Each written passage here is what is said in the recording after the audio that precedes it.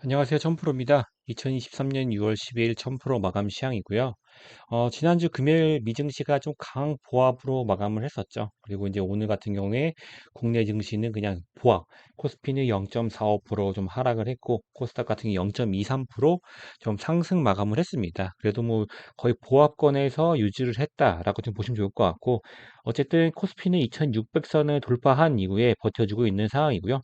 코스닥도 조만간 한 900포인트를 한번 도전을 해볼 것 같은데 아직은 FOMC 회의가 잡혀 있다 보니까 조금 눈치를 보는 장세가 이어지고 아마 이번 주 동안은 계속 눈치를 볼 것 같습니다. 결과가 이제 목요일이죠. 목요일 날 새벽에 목요일 날 새벽 아니고 9시 반에 이제 예정이 있죠. 수요일 날 목요일 넘어갈 때 그때 좀 보시면 될 것 같고요. 그리고 이제 주말간 뉴스가 좀 여러 개가 있었는데 하나는 이제 2차 전지가 오늘 강세가 했던 이유인데 테슬라가 주말 이제 증시 강세 마감을 했어요. 그래서 재료가 뭐였냐면은 GM 자동차 운전자들 내년부터 테슬라 슈퍼차저라는 게 있거든요. 이거를 좀 이용할 수 있게 됐다는 소식이 나왔죠.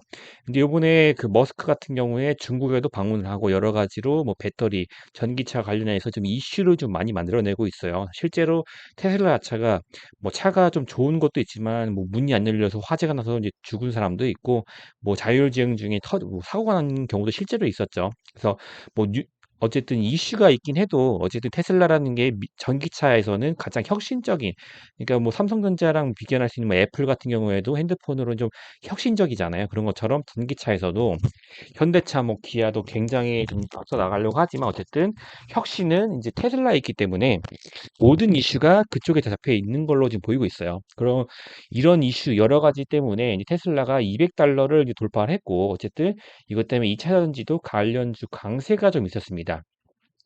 그래서 이제 테슬라를 잡기 위해서 현대차도 요번에 좀 이제 이슈가 있었는데 어쨌든 현대차 그룹에서 해외 법인 본사 배당액 이제 59억 달러 정도 되거든요. 이거를 전기차 투자 재원으로 활용할 계획이라고 합니다. 지금 현재.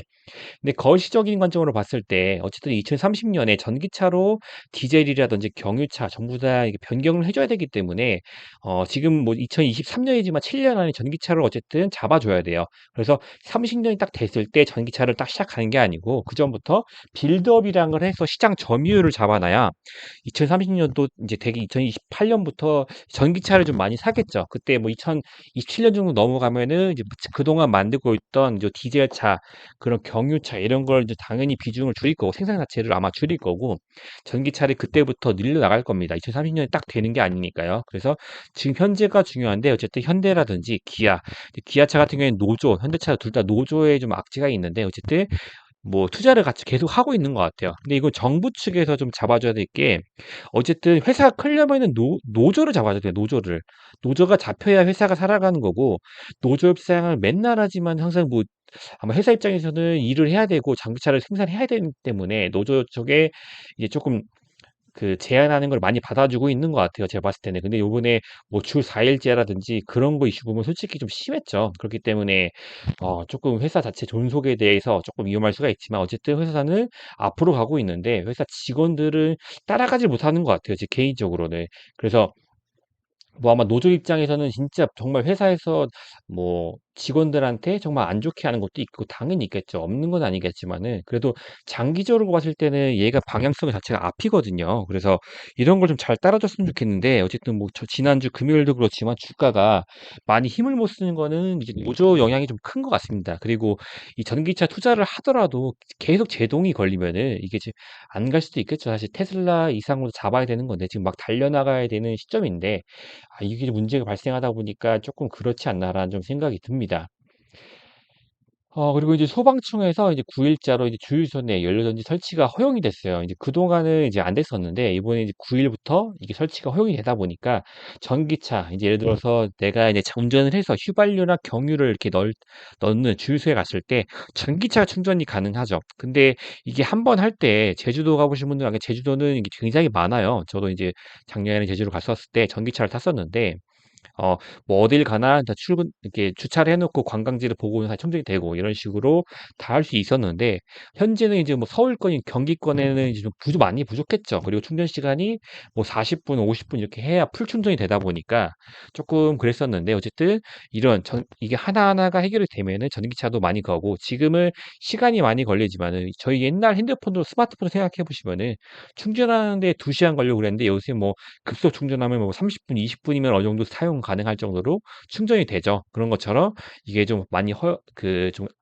호재로 작용을 좀 했습니다. 그렇기 때문에 아까 테슬라 이슈로 2차 전지도 좀 강했고 전기차 충전소, 충전기, 2차 전지 관련주가 좀 다 강하게 움직였습니다. 그래서 에코프로 BM, 이수 스페셜, 뭐 동양 EMP, SK네트릭스, 휴맥스 홀딩스, 원익 P&E 이런 종목들이 좀 같이 움직여주는 모습입니다. 그리고 주말간에 좀 후쿠시마 오염수가 방류를 좀 한 시에 운전을 했었죠. 그래서 아마 이제 방류를 좀 시작할 건데 이것 때문에 이제 소금 관련주, 이제 바다에서 할 수 있는 게 뭐 해양, 뭐 그런 게 많겠지만 그중에 소금 관련 중에서는 가장 지금 움직이고 있는 게 인상가입니다. 그래서 인상가 이 종목하고 그 바다 뭐 수산물 관련주도 몇 개 있거든요. 그래서 그런 종목들이 있지만 어쨌든 지금 제일 잘 가는 건 인상가라서 인상가 하나 남겨드리고 그리고 우크라이나 러시아 곡물 작년에 저번 주죠.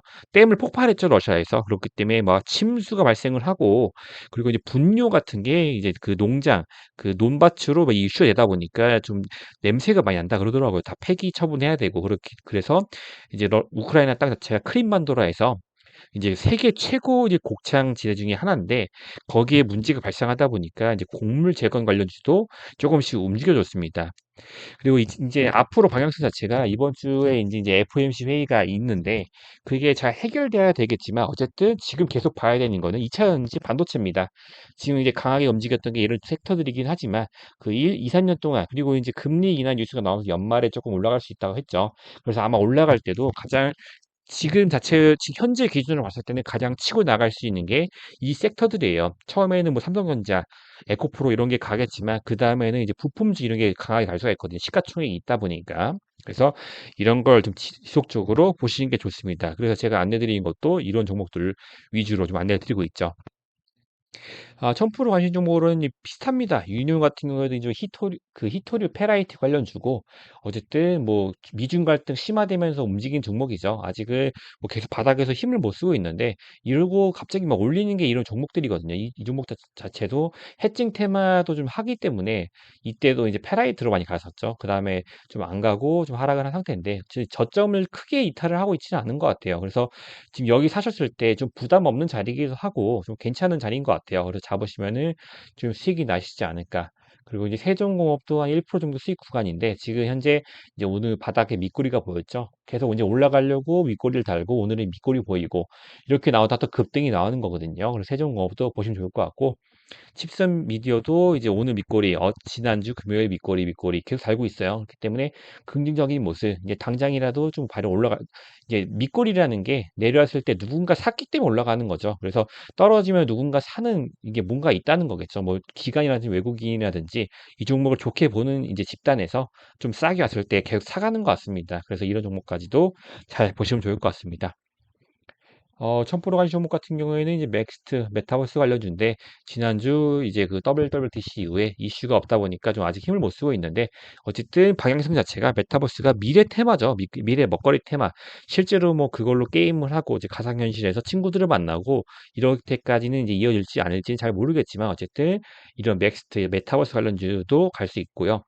이제 웰크론한텍 현재 한 12% 정도 마이너스인데 어쨌든 웰크론한텍도 오늘 흐름 자체는 나쁘지 않았습니다. 1.73% 올라줘 상태입니다. 그리고 에코프로비엠도 에코프로와 더불어서 좀 강하게 최근에 계속 움직여주고 있고요. 현대무벡스도 아까 이제 장중에 그 바닥에 있다가 이제 갑자기 확 쳤습니다. 그러다가 이제 이평선에서 돌파를 좀 못 해줬는데 6%까지 상승해주는 모습. 내일 좀 돌파를 한번 해주면 기대를 한번 해보겠고요. 기가비스 오늘 이제 신규 상장주라서 조금 하락폭이 있었는데 이제 상장했던 날 저점을 좀 깨긴 했어요. 그래도 한 많이 빠지면 한 6만 원까지는 한번 내려갈까 올 것 같은데 어쨌든 6만 3천 원 정도 내일 지지 받아주는지 보시고 지지 받아주고 올라가는지 이제 신규 상장주라 저점이고 고점이고 사실 그렇게 크게 없습니다. 그래서 변동성 자체가 클 수가 있다는 점. 그래도 좋은 회사니까 좀 보시면 좋을 것 같고, 그리고 이제 오늘 신규로 들어갔던 하잉크 코리아입니다. 이 종목은 뭐 옛날에 뭐 손흥민 관련주, 뭐 최근에는 뭐 애플페이 관련주로 좀 움직여주고 있는데, 어쨌든 지난주에 돌파한 이후에 저점을 깨지 않고 오늘 좀 버텨주는 모습입니다. 그래서 내일 어떤 흐름 보여주는지까지 잘 보시면 좋을 것 같습니다. 이제 눈치 이번 주가 좀 이슈가 좀 많죠. 이번 주에 어떻게 움직인 결과가 그 FOMC가 있기 때문에 그거에 따라서 방향성 자체 잡을 겁니다. 그렇기 때문에 월, 화, 수 이때는 이제 눈치를 당연히 볼 수밖에 없어요. 그래도 요번에 좀 좋게 나오면은 금요일 지나 다음 주까지 좀 이어지는 때 좀 좋은 장이 연출이 될 수 있으니까 잘 지켜봐 주시면 좋을 것 같습니다. 오늘도 좀 고생 많으셨고, 전 내일 또 인사드리도록 하겠습니다. 감사합니다.